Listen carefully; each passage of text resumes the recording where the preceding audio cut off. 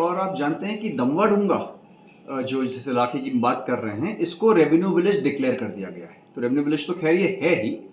और करेंटली यहाँ पे एक हमने रिप्रेजेंटेशन भेजा है कि पूर्व में जो यहाँ पे बंदोबस्त के आदेश हुए थे, जो किसी कारणवश कभी रद्द हो गए थे, इसमें दोबारा बंदोबस्त किया जाना आवश्यक है, क्योंकि रेवेन्यू विलेज तो बन ही चुका है। अब कौन कहाँ पे कितनी ज़मीन पे बैठा है और आगे इसमें जो प्रक्रिया अपनाई जानी खतौनी बनाने की, वो किया जाना है। उससे पहले एक फैसला हुआ है जिसमें अभी जिसकी आप बात कर रहे थे कि एक एसडीएम हल्द्वानी ने कोई आदेश किया है, तो वो आदेश केवल इतना है कि उस इलाके में जिसके हम दमवा-डूंगा बात जिसको कह रहे हैं, उस रेवेन्यू विलेज के अंदर ऐसी ज़मीनें जो कि मौके पे नाला अगर बह रहा है उसके ऊपर स्थित हैं, या उसमें कोई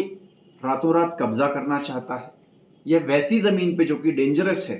या जो बंदोबस्त के उपरांत सरकारी कहलाएगी, उसमें कुछ करना चाहता है, उसका केवल एक सर्वे कर दें।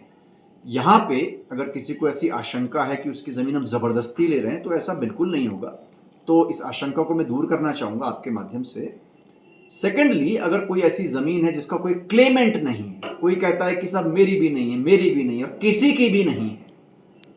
उसको सर्वे में लेते हुए ये कहा गया है कि उसके बारे में पहले यदि कोई क्लेमेंट है जो कहता है कि मेरी है, उसको सुनवाई का अवसर ज़रूर दें, और सुनवाई का अवसर देने के उपरांत ही कोई कार्रवाई की जाए। हो सकता है लोगों के पास किसी न किसी प्रकार कोई डॉक्यूमेंट होगा।